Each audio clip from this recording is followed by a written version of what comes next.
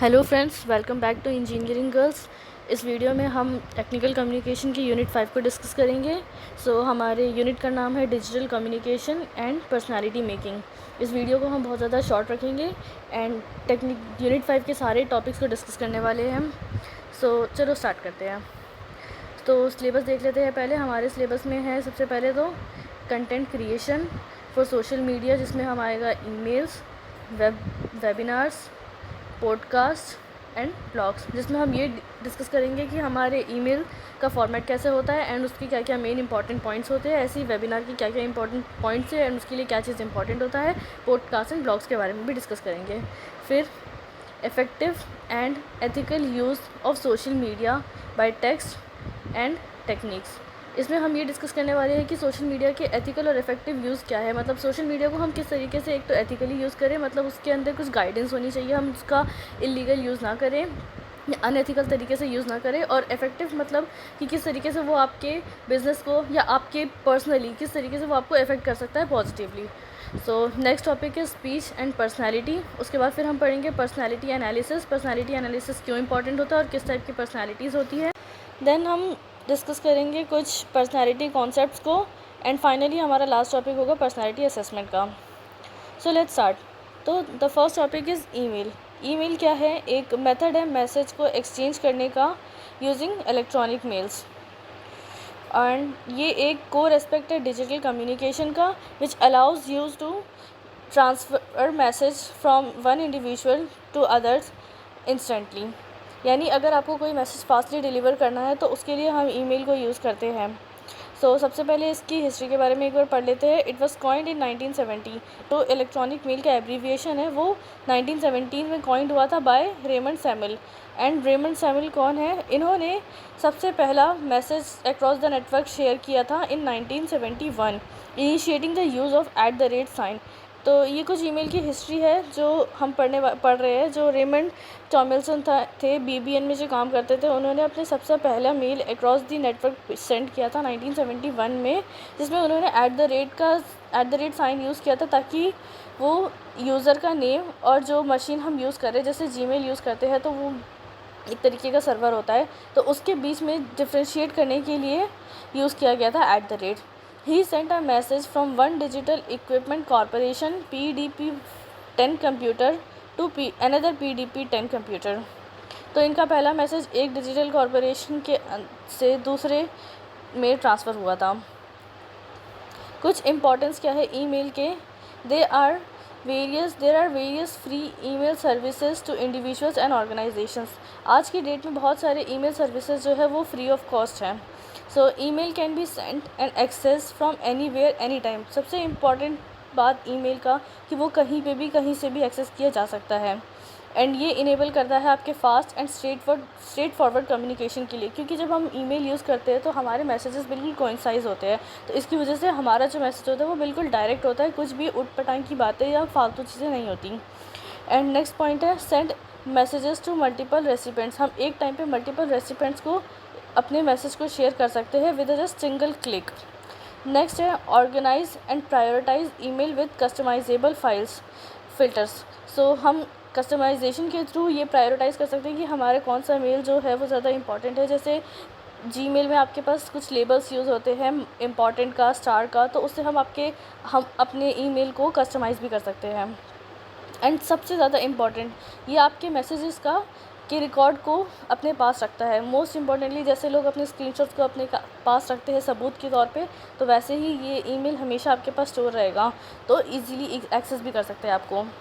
Next topic है why use proper email format. हमें proper email format, professionally अगर बात करें तो प्रॉपर ईमेल फॉर्मेट की ज़रूरत क्यों होती है? पहला ही पॉइंट है enhance professionalism. Next improves clarity. अगर आप अपने ईमेल को सही तरीके से यूज़ करेंगे, अगर वो वेल स्ट्रक्चर होगा तो वो किसी भी ऑर्गेनाइजेशन में एक पॉजिटिव इम्पैक्ट देगा। और इम्प्रूव्स क्लैरिटी क्योंकि आपका email concise short and straightforward होता है, तो उसमें direct intention and direct message उस पर शेयर होता है। एंड सब्जेक्ट लाइन जो है वो खुद में ही डिफ़ाइन कर देता है कि इस ईमेल के अंदर क्या होने वाला है। नेक्स्ट है हमारा टॉपिक, हम ईमेल को फॉर्मेट कैसे करें। Most important clear subject line. Subject line इतना क्लियर होना चाहिए जिससे आपको साफ पता चल जाए कि इस पर्टिकुलर ईमेल का मेन मकसद क्या है। अप्रोप्रिएट ग्रीटिंग्स, ये बहुत इंपॉर्टेंट है। हेलो या फिर डियर या फिर हे या गुड मॉर्निंग करके हमेशा अपने रेसिपेंट को ग्रीट करें। कोइंसाइज बॉडी, बॉडी बहुत कोइंसाइज होनी चाहिए, कुछ भी फालतू की चीज़ें नहीं होनी चाहिए, एंड बैलेंस डिटेल होनी चाहिए। नेक्स्ट टॉपिक है आपका डिस्क्रिप्टिव अटैचमेंट। अटैचमेंट आप जो भी फाइल अटैच कर रहे हैं, लाइक अगर आपको कहीं पे इंटरव्यू के लिए बात करनी है किसी कंपनी में थ्रू ईमेल और आप उन्हें अपना रेज्यूमे शेयर करना चाहते हैं, तो जब किसी फ़ाइल को हम सेव करते हैं तो वो अनटाइटल्ड डॉट पीडीएफ के नाम से सेव होता है। तो उसके बजाय अपने पीडीएफ का नाम चेंज करके योर रेज्यूमे डॉट पीडीएफ अगर शेयर करेंगे, इवन माई रेज्यूमे या फिर अपना ही नाम लेके और रेज्यूमे डॉट पीडीएफ, तो वो ईजिली कंटेंट को समझने में आसानी रहेगी सामने वाले रेसिपेंट के लिए। फिर clear CTA, call to action, मतलब आपके मैसेज का क्या पर्पस होना है और उसके रिलेटेड क्या एक्शंस परफॉर्म होनी चाहिए, उस चीज़ को आप बिल्कुल क्लियर रखेंगे ताकि रेसिपेंट को गाइड मिल सके कि हमारा नेक्स्ट स्टेप क्या होना चाहिए। और प्रॉपर सैल्यूटेशन, जैसे ग्रीटिंग्स इंपॉर्टेंट है वैसे सैल्यूटेशंस इंपॉर्टेंट है, लास्ट में अपना नाम एंड विद रिगार्ड्स लिखें हमेशा। नेक्स्ट टॉपिक है आपका webinar. A webinar is an online seminar.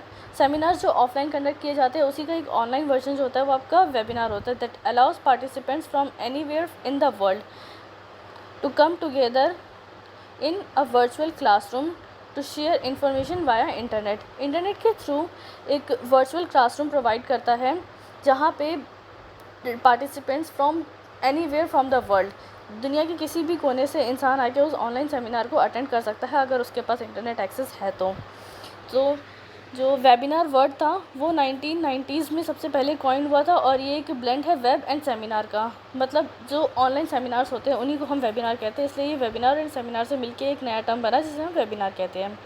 So it is a virtual event, सबसे इंपॉर्टेंट ये एक वर्चुअल इवेंट है जो प्रेजेंटर्स यानी जो मैसेज को अपना प्रेजेंट करना चाहता है और व्यूअर्स उन दोनों को ग्लोबली कनेक्ट करता है थ्रू इंटरनेट बेस्ड सॉफ्टवेयर, जैसे आपका मीट हो गया या जूम हो गया। सो प्लूटो एक एग्जांपल है आपके वेबिनार का। वेबिनार के लिए जो सॉफ्टवेयर यूज़ करते हैं उसका जो कि डेवलप्ड हुआ था 1960s में by the university of Illinois and control data corporation, इनके थ्रू ये डेवलप किया गया था, जिसमें सबसे पहले इनकी जो लिमिटेशंस थी वो उस टाइम पे 1975 में इनकी लिमिटेशन थी कि 150 पार्टिसिपेंट्स ही एक टाइम पे वो अलाउ करते हैं ज्वाइन करने के लिए, but was limited by coast equipment and local network constraint. इसमें कुछ लिमिटेशंस ये भी थी कि जो लोकल एरिया के नेटवर्क में जो एक पर्टिकुलर इंटरनेट को एक्सेस कर रहे हैं वहीं तक ही सीमित था, हर किसी के लिए अवेलेबल नहीं था और कॉस्टली भी था, इस वजह से ये एक लिमिटेशंस थी इसकी। Our next topic is the future of webinar, कि वेबिनार का क्या फ्यूचर हो सकता है और कैसे वो फ्यूचर में ज़्यादा इन्हेंसफुल रहेगा हमारे लिए। सबसे इम्पॉर्टेंट है मोबाइल ट्रांजिशन।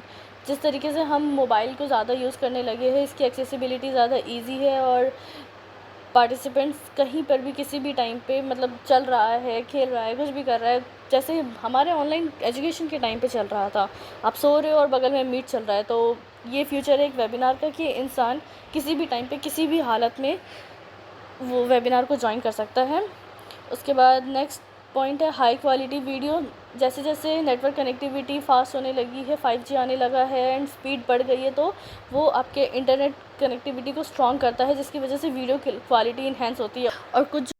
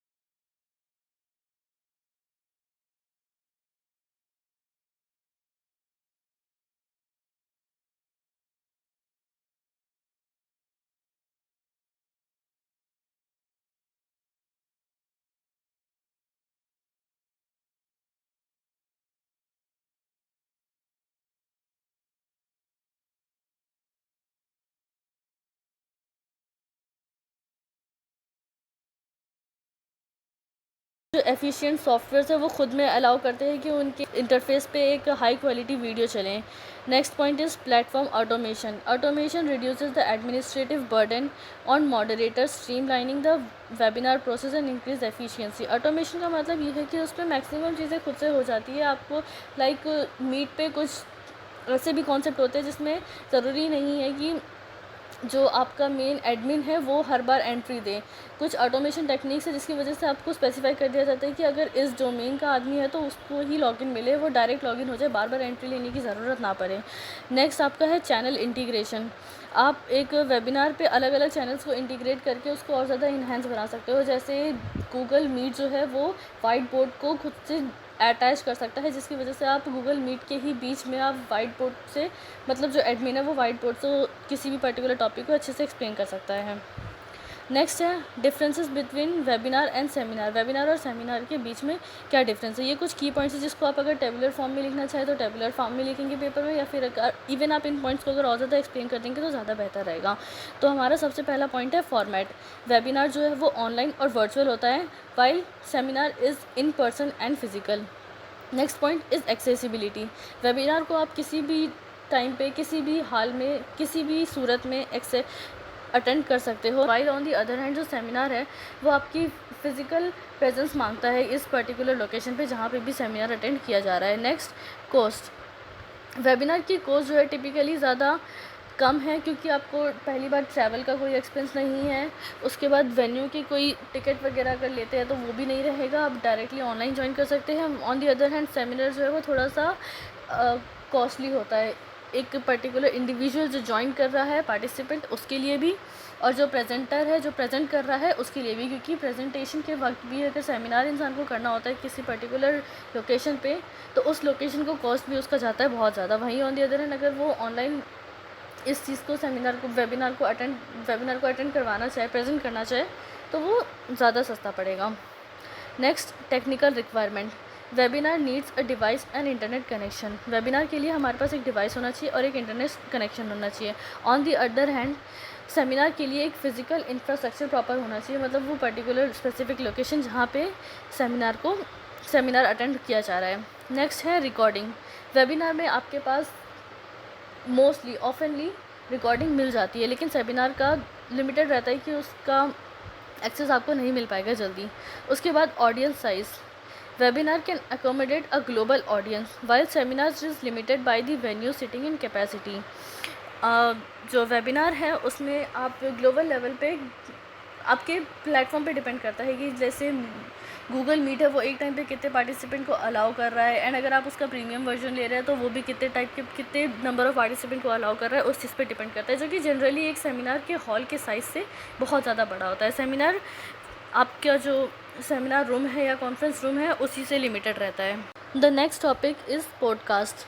पॉडकास्ट तो आपने बहुत सारे सुने ही होंगे, यूट्यूब पे भी अवेलेबल है, स्पॉटिफाई पे भी अवेलेबल है, बस हमें उसकी थोड़ी सी थ्योरी समझनी है। A podcast is a digital medium consisting of specific audio और वीडियो। पॉडकास्ट या तो स्पेसिफिक एपिसोडिक ऑडियो यानी कोई सीरीज़ जो चलती है उसका होता है, या तो ऑडियो का या वीडियो का कंटेंट ऑन स्पेसिफिक टॉपिक और थीम। ये किसी स्पेसिफिक टॉपिक या फिर थीम पे ही डेडिकेटेड होती है। इट कैन बी डाउनलोडेड और listen to on various devices. किसी भी डिवाइसेस से हम इसे या तो डाउनलोड कर सकते हैं या फिर इसे सुन सकते हैं, such as computers, smartphones and MP3 players. Podcast often resemble radio broadcast. वो रेडियो ब्रॉडकास्ट को रिजेंबल तो करता है बट उससे थोड़ा सा डिफरेंट होता है, क्योंकि ये ऑन डिमांड एक्सेस प्रोवाइड करता है, allowing listener to tune at their convenience. क्योंकि रेडियो जो है वो अगर एक टाइम पे इस चैनल पे ये पर्टिकुलर एपिसोड चल रहा है तो आप उसको दोबारा नहीं सुन सकते, लेकिन वहीं पॉडकास्ट जो है वो या तो यूट्यूब पे अवेलेबल है या स्पॉटिफाई पे अवेलेबल है, तो वो रिकॉर्डेड रहता है तो आप उसको दोबारा भी बाद में कभी भी सुन सकते हैं, और अगर लाइव सुन रहे हैं तो लाइव सुन सकते हैं। और ये पॉडकास्ट दो टर्म से कंबाइन होकर बना है, एक आईपॉड और broadcast, reflecting its origin in digital media. The term podcast was coined by Ben Hammersley in 2004। 2004 में इसको नाम दिया गया था। Evolve from 1980s audio blogging with broadband and portable devices now features over 1,15,000 English language podcast available online. आज की date पे 1,15,000 English language के पॉडकास्ट अवेलेबल है, तो फिर हिंदी लैंग्वेज के भी कितने सारे अवेलेबल नहीं होंगे। 1980s में ये जो है सिर्फ 1980s तक सिर्फ ऑडियो ब्लॉगिंग को ही हम पॉडकास्ट कहते थे, लेकिन अब वीडियो पॉडकास्टिंग भी होने लगी है। नेक्स्ट है essential elements of a good podcast. एक गुड पॉडकास्ट के एसेंशियल एलिमेंट्स क्या क्या हैं। Focusing on central idea. Podcast particular एक थीम पे बना होता है, जो एपिसोड वाइज चलता है वो उस थीम को ही कवर कर रहा होता है, तो इसलिए वो एक सेंट्रल आइडिया पे फोकस होना चाहिए। उसके बाद play to an audience. Tailor your postcard to the interest and preference of your target audience to build a loyal listener base. Play to an audience का मतलब क्या है कि ऑडियंस के ही दिमाग के साथ खेलना, मतलब आपके जो टारगेट ऑडियंस है उनके क्या प्रेफरेंसेस हैं एंड क्या इंटरेस्ट है, आप उस हिसाब से अपना पॉडकास्ट रखेंगे। इसकी वजह से वो एक गुड पॉडकास्ट कहलाएगा और ज़्यादा लोगों के द्वारा सुना जाएगा। Next topic is regular schedules. ये बहुत ज़्यादा इंपॉर्टेंट है। अगर आपको रीच चाहिए तो हर चीज़ में कंसिस्टेंसी एंड रेगुलरिटी बहुत ज़्यादा इंपॉर्टेंट होती है, तो आप रेगुलर शेड्यूल करें। और इवन अगर आप नहीं कर पाते हैं, किसी भी रीज़न से पॉडकास्टिंग नहीं हो पाती है, तो अपने ऑडियंस को एटलीस्ट इन्फॉर्म करें कि ड्यू टू दिस रीज़न और that reason I can not podcast today, sorry for that वगैरह। नेक्स्ट है show structure. A well organised format with segments and clear transition enhances listeners experience and make content easier to flow। मतलब आपका जो podcast है वो एक structure वे में होना चाहिए। वही ये जो सीरीज़ आप जो थीम यूज़ कर रहे हो उससे ऐसा नहीं होना चाहिए कि आप कोई एपिसोड को एक्सप्लेन करना चाहते हैं बट आज स्टार्टिंग सुना दिया, फिर कल एंडिंग सुना दिया, फिर किसी भी अनस्ट्रक्चर्ड वे में आपने अपनी पॉडकास्टिंग करवाई। नेक्स्ट है authenticity. Genuine and relatable delivery builds trust and connections with the audience, making the podcast more engaging and enjoyable।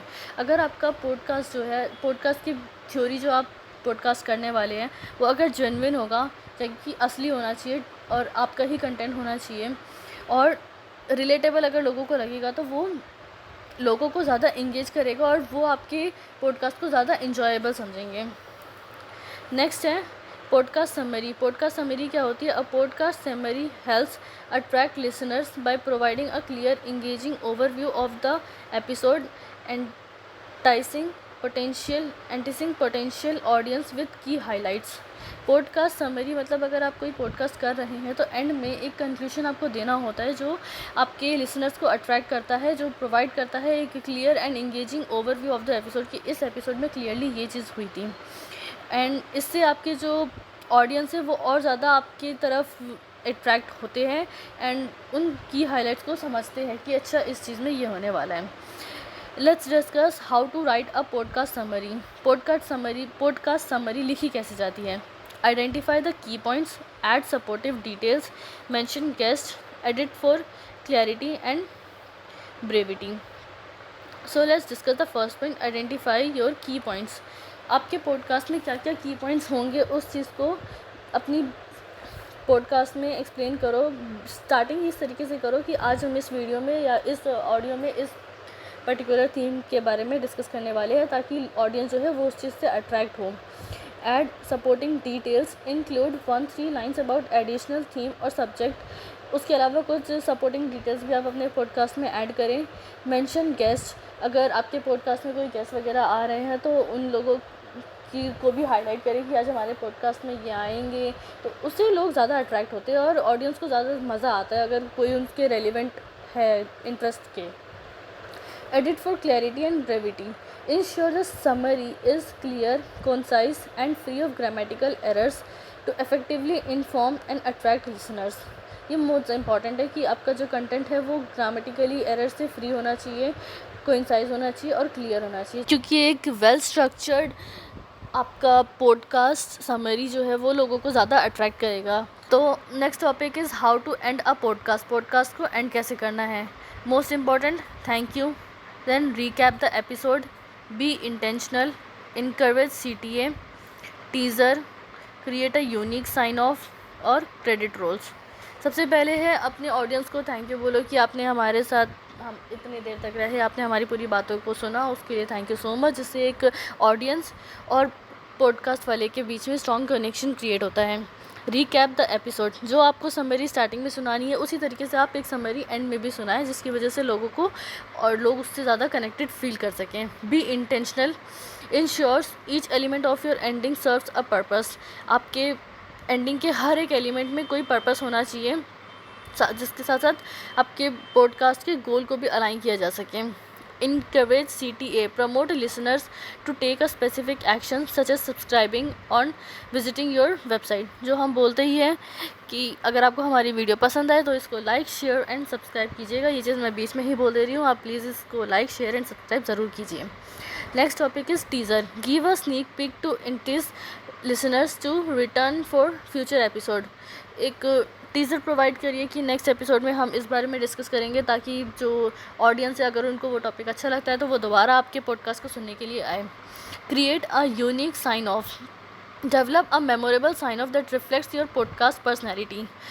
कुछ यूट्यूबर्स होते हैं जो पॉडकास्टिंग जब करते हैं तो उनके एंडिंग का तरीका अपने हिसाब में अलग ही यूनिक होता है, तो वो चीज़ अगर आप क्रिएट कर सकते हैं तो उसे क्रिएट करिए जो लोगों के बीच में ज़्यादा इफेक्टिव रहता है, मतलब लोग उस चीज़ को ज़्यादा पसंद करते हैं। Last, credit rolls, acknowledge contributions and thanks anyone who help with the episode.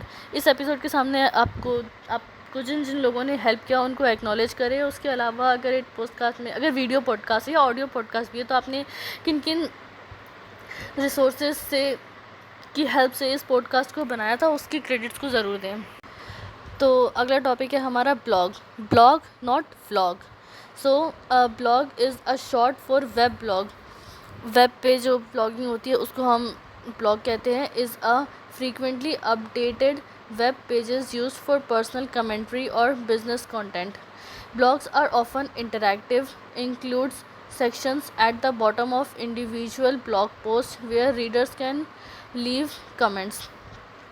सबसे पहले हम डिस्कस करते हैं ब्लॉग होता क्या है। ब्लॉग एक वेबसाइट होती है जो आपके पर्सनल लाइफ के बारे में होती है, मतलब पर्सनल कमेंट्री होती है या फिर बिजनेस कंटेंट होता है।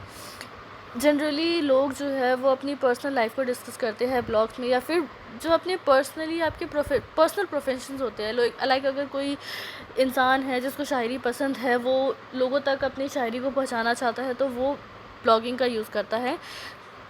या फिर लोग कोई अपने आर्ट को प्रेजेंट करना चाहता है तो उसके लिए वो ब्लॉगिंग का यूज़ करते हैं। और बिज़नेस कंटेंट में अगर बात करें तो अगर किसी को अपनी बिज़नेस को लोगों तक पहुंचाना है तो उसके लिए लोग ब्लॉग का यूज़ करते हैं।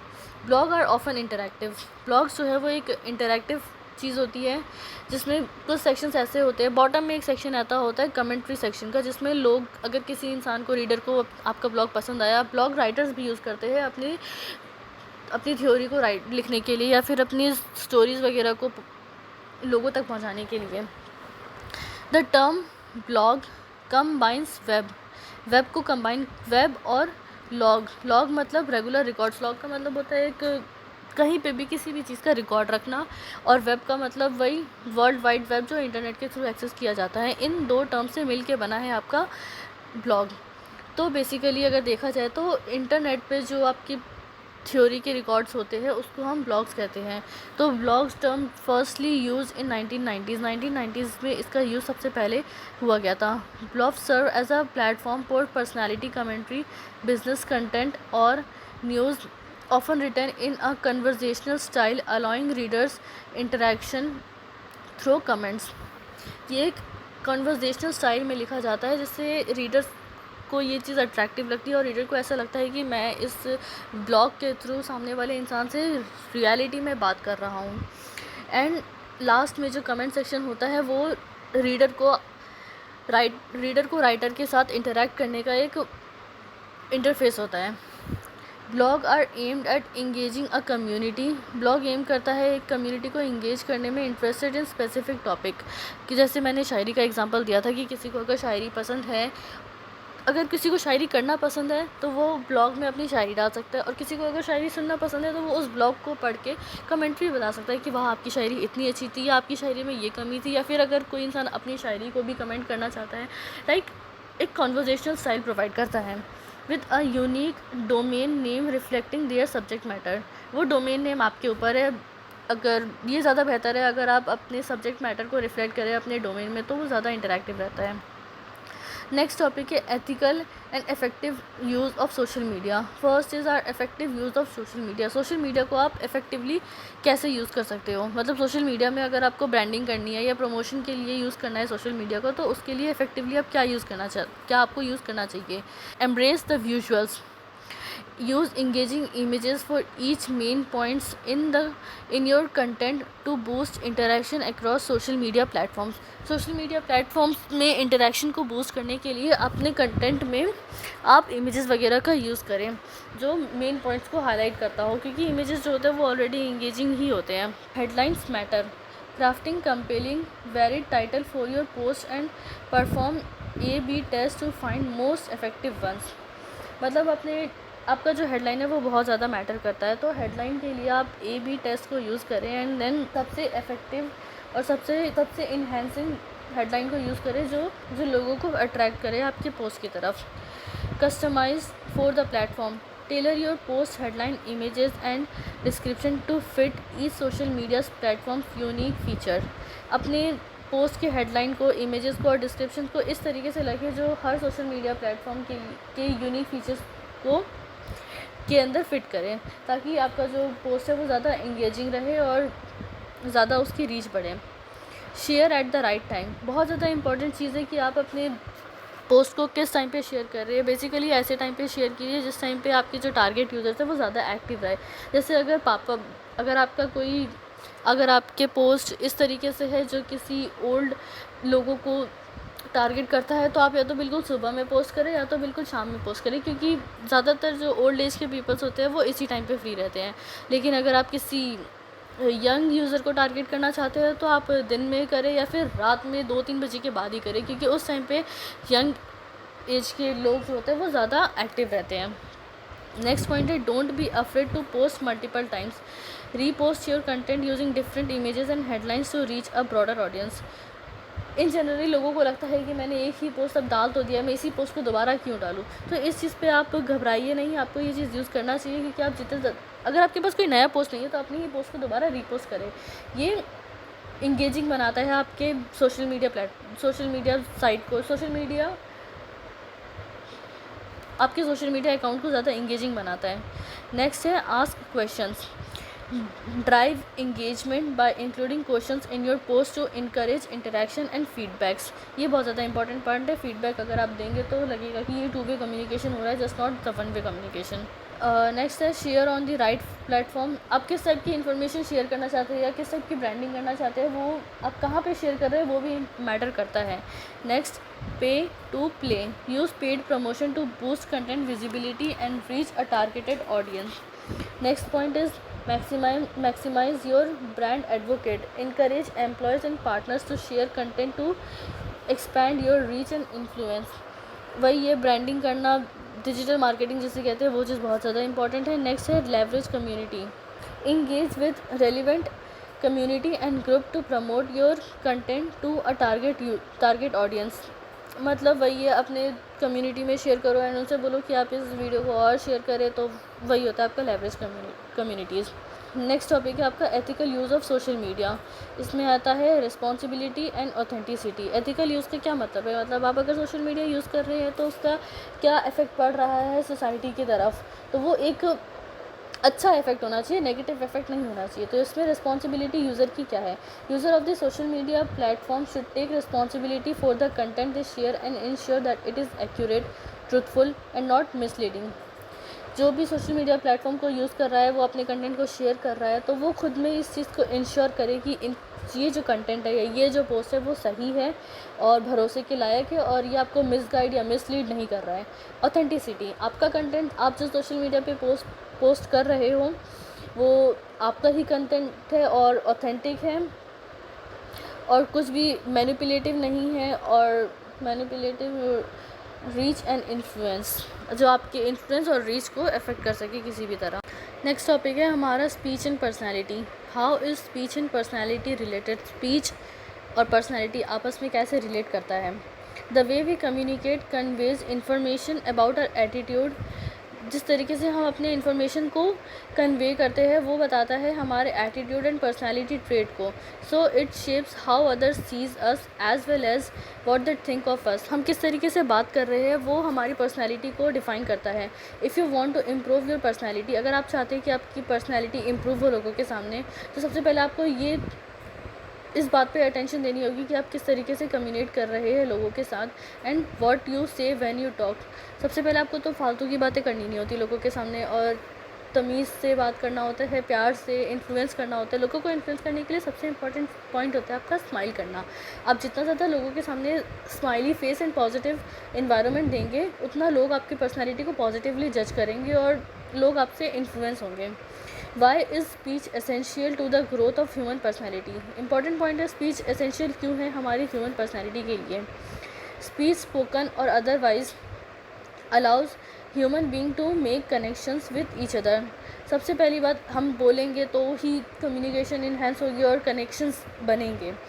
Language help us share our understanding of the world around us. Language एक ज़रिया है जिससे आप अपने इन्फॉर्मेशन को सामने वाले तक शेयर कर सकते हैं इस तरीके से कि सामने वाला इंसान उस चीज़ को समझ सके. It impacts how we interact with the environment. Impact करता है कि हम आप किस तरीके से एनवायरनमेंट से इंटरेक्ट करते हैं. Speech enable us to develop deeper emotion, cognitive and mental capacity within our beingness. Next है public speaking essential for personality development. Personality development के लिए पब्लिक स्पीकिंग बहुत ही ज़्यादा इंपॉर्टेंट है. क्यों? Many people believe public speaking is not essential for effective communication, so they neglect its importance. बहुत लोग ऐसा सोचते हैं कि पब्लिक स्पीकिंग से क्या ही होगा, कुछ नहीं होने वाला, इसलिए वो लोग उस चीज़ को इम्पॉर्टेंस नहीं देते हैं एंड उस चीज़ को नेग्लेक्ट कर देते हैं. लेकिन हमारे जो इवन हमारे पेरेंट्स जो है वो भी एकेडमिक्स पे फोकस रखते हैं या फिर कुछ एक्स्ट्रा करिकुलर एक्टिविटीज़ जो होते हैं उन पे फोकस रखते हैं, लेकिन वो इस चीज़ को हम ध्यान ही नहीं देते कि हमारी डेवलपमेंट जो है कम्युनिकेशन के पर्सपेक्टिव से वो हो भी रही है या नहीं, एंड पब्लिक स्पीकिंग स्किल्स हमारी कैसी है. पेरेंट्स जनरली इस चीज़ पे भी फोकस नहीं करते. जनरली पेरेंट्स को बस यही चाहिए होता है कि हमारा बच्चा अच्छा मार्क्स लाए, कमाए, खिलाए, इन्हीं सब पे फोकस रहता है. तो लोग वो ये ध्यान देना भूल ही जाते हैं कि इंसान को कमाने के लिए या फिर कुछ करने के लिए उसकी public speaking and communication skills भी इम्पॉर्टेंट होती है. While academics and activities are vital. जहाँ एकेडमिक्स और एक्टिविटीज़ इंपॉर्टेंट है, बहुत ज़्यादा इंपॉर्टेंट है, वहीं साथ ही साथ पब्लिक स्पीकिंग को इग्नोर नहीं किया जा सकता. क्यों? क्योंकि पब्लिक स्पीकिंग कॉन्फिडेंस को बूस्ट करता है, ensures career advancement, build better human beings, unleash leadership skills. इन पॉइंट्स को डिस्कस करते हैं. सबसे पहले है boost confidence. Public speaking enhance skills like analysing topics, thinking logically and framing sentences, leading to improve self confidence and comfort in social interactions including interviews and group discussions. Public speaking जो है वो enhance करता है आपके analysing skills को. आप किस तरीके से सोच रहे हैं, किस तरीके से आप सॉल्यूशंस निकाल रहे हैं, एंड किसके सामने किस तरीके से कौन सा सेंटेंस फ्रेम करना चाहिए, वो चीज़ भी आपको सीखने को मिलता है पब्लिक स्पीकिंग के थ्रू. जो लीड करता है सेल्फ कॉन्फिडेंस के लिए, मतलब अगर आपको पता होगा आपको कहाँ क्या बोलना है तो आप अच्छे से बोल पाएंगे. वो सेल्फ कॉन्फिडेंस को इम्प्रूव करता है और सोशल इंटरेक्शन में कंफर्ट प्रोवाइड करता है. And even interviews and group discussion में भी पब्लिक स्पीकिंग जो है वो आपके कॉन्फिडेंस को बूस्ट करता है. Ensures career advancement.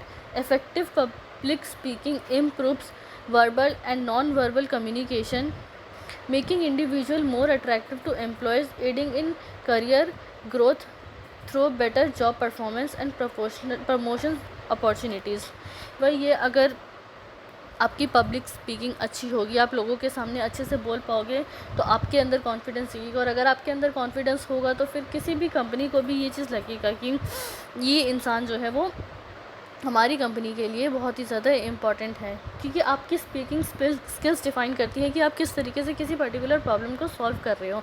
जितना आप लोगों के सामने बोलोगे उतना लोगों को लगेगा कि हाँ ये ज़्यादा, इवन अगर आपके अंदर कुछ स्किल्स ना भी हो ना तब भी लोगों को लगता है कि नहीं ये कर लेगा, तो वो आपके करियर अपॉर्चुनिटीज़ को बढ़ाता है. नेक्स्ट पॉइंट्स है बिल्ड्स बेटर ह्यूमन बींग. भाई ये एक अच्छा इंसान आपको बनाने की कोशिश आपको एक अच्छा इंसान बनाता है। And unleashes leadership quality. Public speaking nurtures leadership by enabling individuals to influence and drive changes. आप पब्लिकली ज़्यादा अगर ज़्यादा पब्लिक स्पीकिंग रहेगा आपका, तो आपके अंदर जो कॉन्फिडेंस होगा वो लोगों को इन्फ्लुएंस करेगा, जिसकी वजह से आपकी लीडरशिप क्वालिटी इन्हेंस होगी। नेक्स्ट टॉपिक है हमारा personality analysis. So personality analysis are the test which provides measures of such characteristics as feelings and emotional states, preoccupations, motivations, attitudes, and approaches to interpersonal relation. There is a diversity of approaches to personality assessment, and controversy surrounds many aspects of the widely used methods and techniques. Personality analysis क्या है? वो एक तरीके का test है जो आपके कुछ क्वालिटी को मेजर्स करता है एंड फाइनली आपके पर्सनालिटी को डिफ़ाइन करता है। नेक्स्ट टॉपिक है हमारा why personality analysis important. They provide direction. ये एक डायरेक्शन प्रोवाइड करता है कि आपको किस डायरेक्शन में क्या चीज़ करनी है। Personality inventories helps you uncover your interests, skills and aptitudes which comes into the play when you are growing your career. आपके पर्सनालिटी एनालिसिस जो है वो आपको ही हेल्प करता है आपके इंटरेस्ट को समझने के लिए, स्किल्स एंड एप्टीट्यूड्स को समझने के लिए, जो फाइनली आपके करियर ग्रोइंग चॉइस को अफेक्ट करता है।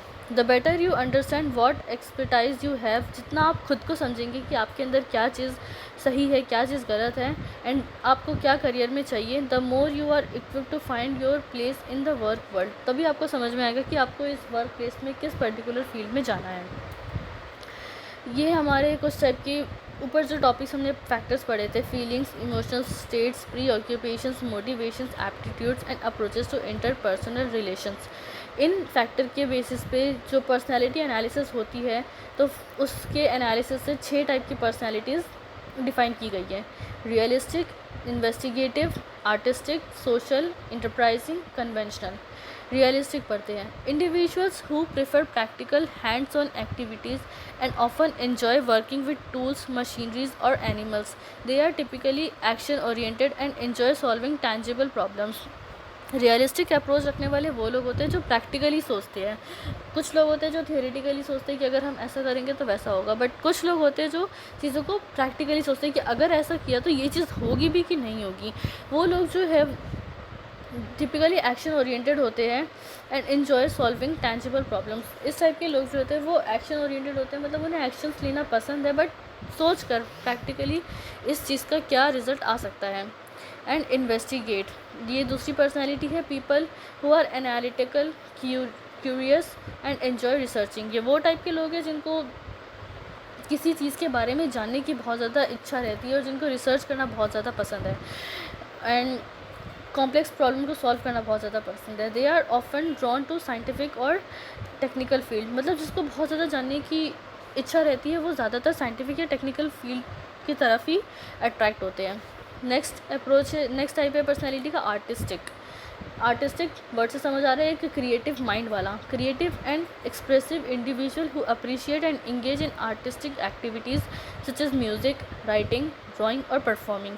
दे value originality and often prefer unstructured environment. तो आर्टिस्टिक टाइप के लोग वो होते हैं जो एक ओरिजिनलिटी को वैल्यू देते हैं, मतलब किसी चीज़ का कोई कंटेंट जो है वो ओरिजिनल हो, और एक अनस्ट्रक्चर्ड इन्वायरमेंट को प्रेफर करते हैं। इनकी सोच बिल्कुल ही डिफरेंट होती है, अलग ही क्रिएटिव माइंड के होते हैं एंड इनको म्यूज़िक, राइटिंग, ड्राइंग या फिर परफॉर्मेंस, इन सब चीज़ों में ज़्यादा इंटरेस्ट रहता है। नेक्स्ट है सोशल।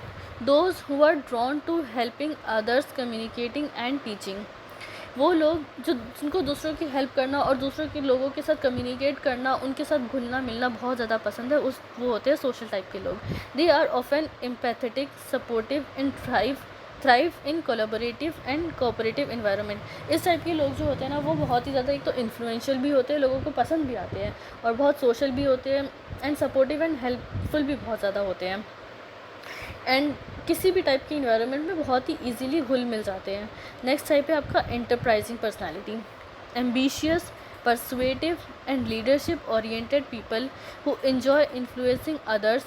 इस टाइप के लोग जिनको दूसरों को इन्फ्लुएंस करना बहुत ही ज़्यादा पसंद है और ये ज़्यादा एम्बिशियस और लीडरशिप क्वालिटी खुद में रखते हैं, जो जिनके अंदर डिसीजन मेकिंग भी अच्छा होता है एंड लीड्स प्रोजेक्ट्स और organization. They are often drawn to business, politics और मैनेजमेंट रोल्स। ये चीज़ आपके लिए इंपॉर्टेंट है, मतलब किस पर्सनालिटी के थ्रू इंसान किस पर्टिकुलर फील्ड के तरफ जाता है, वो चीज़ आपको पता होनी चाहिए।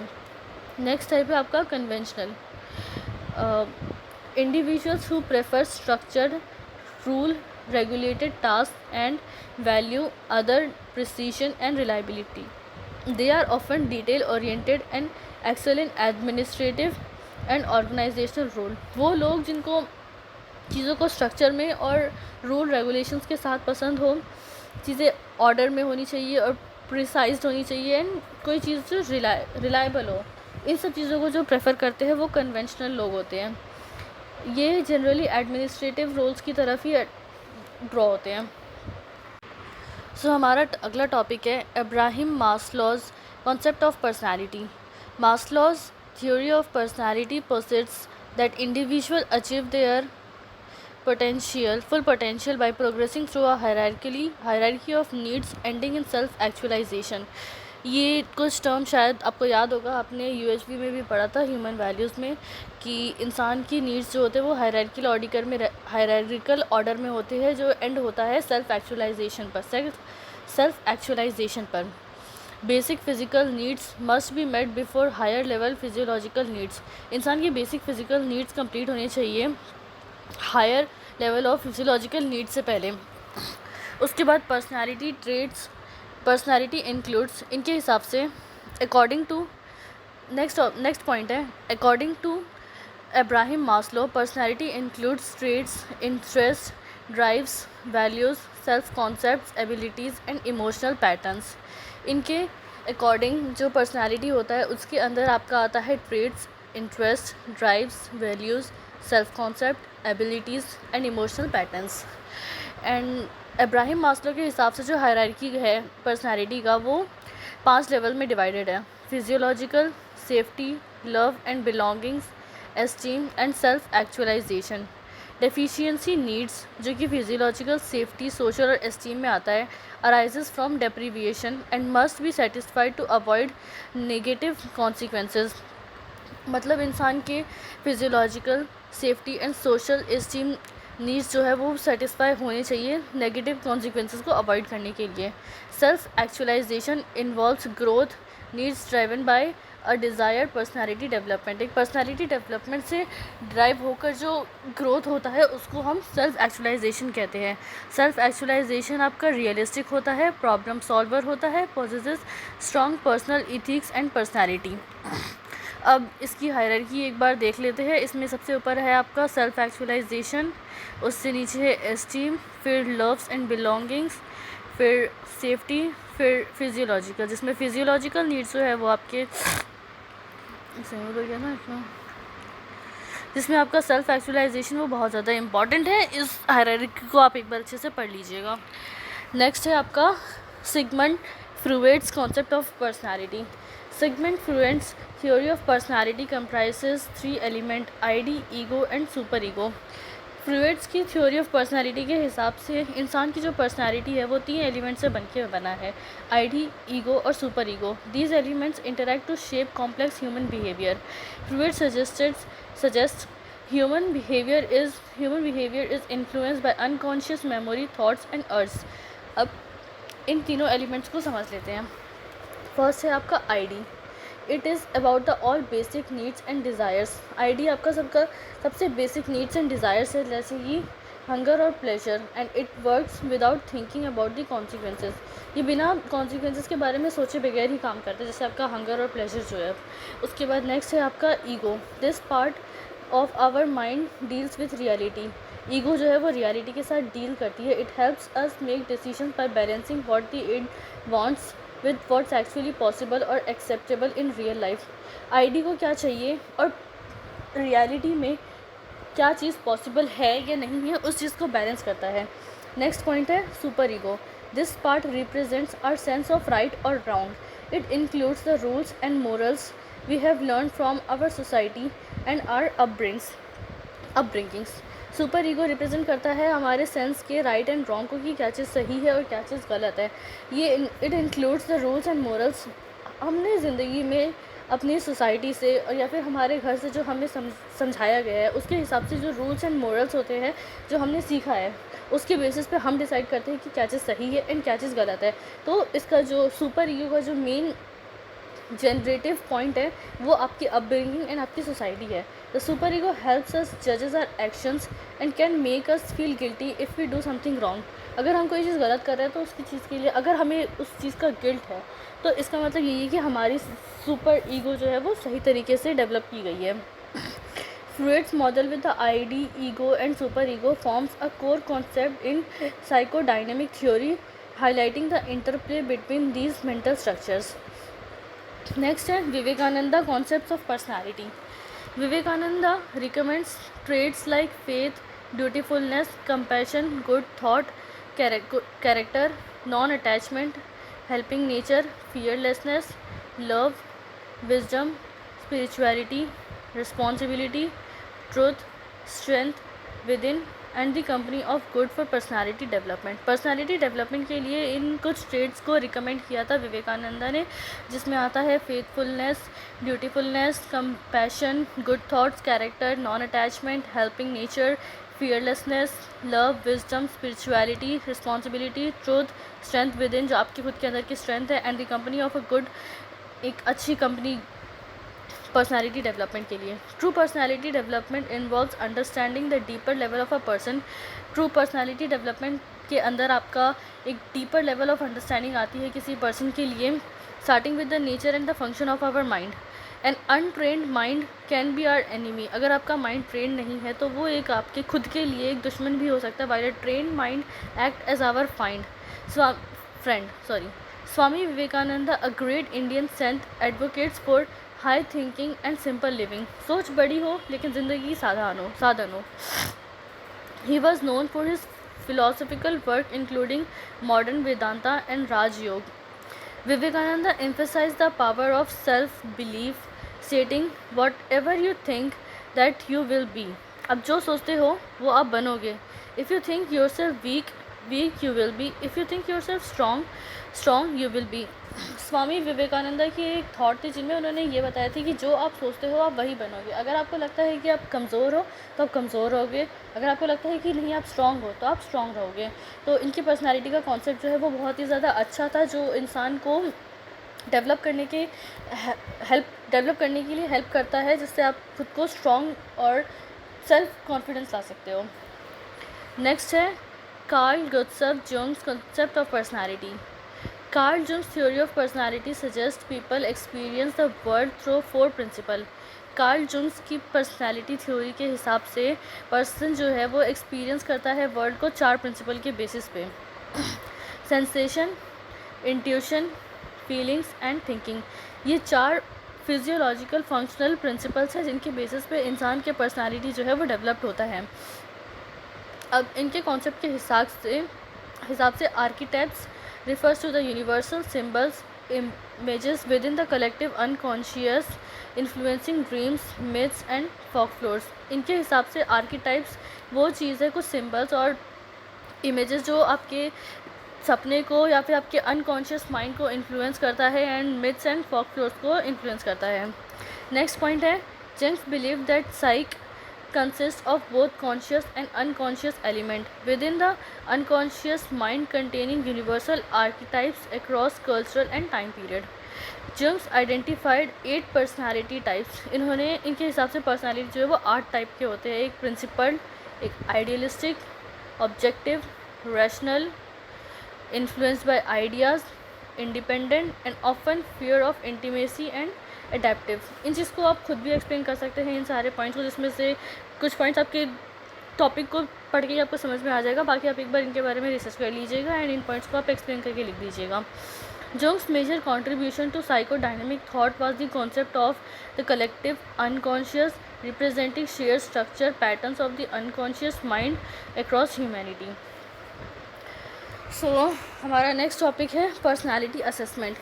Personality assessment is a proficiency in professional psychology that involves the administration, scoring, interpretation of empirically supported measure of personality traits and styles in order to refine clinical diagnose, structure, inform, physiological intervention. Personality assessment एक proficiency है professional physiology में जो involve करता है administration को, storing को, interception को, किस चीज़ के आपके पर्सनालिटी ट्रेट्स को मेजर करना। इन आसान भाषा में आपकी पर्सनालिटी ट्रेट्स जो है उस चीज़ को मेजर करना जिससे एक कंक्लूजन निकल कर आ सके।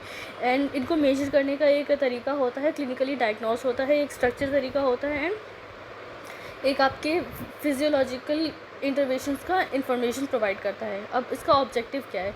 Personality test systematically gather information on a personal motivation, preference, interest, emotional makeup and interaction style। Personality test जो है वो सिस्टमेटिकली आपके इन्फॉर्मेशन को गैदर करता है, जैसे कि इंसान का मोटिवेशन क्या है, क्या प्रेफरेंस है, क्या इंटरेस्ट है, और क्या इमोशनली वो किस तरीके से बिल्डअप हुआ है, एंड उसका इंटरेक्शन स्टाइल किस टाइप का है। Technique for personality assessment. अब पर्सनालिटी असेसमेंट के लिए कौन कौन से टेक्निक्स यूज़ किए जाते हैं? एक सेल्फ रिपोर्ट है, इंटरव्यूज़ है, बिहेवियरल ऑब्जर्वेशन है, रेटिंग स्केल्स हैं, एंड प्रोजेक्टिव टेक्निक्स हैं। After the assessment psychometric evaluation is conducted to validate the results through measurement techniques. Measurement techniques के थ्रू जो इवेल्युएशन हुआ था उसको वैलिडेट करता है साइकोमेट्रिक इवेल्युएशन। नेक्स्ट है what is the role of personality assessment in education. Education के purpose से पर्सनालिटी असेसमेंट किस लिए इंपॉर्टेंट है? The driving force behind administering a personality assessment is to open up the lines of communicating and bring students together to have a higher appreciation for one another.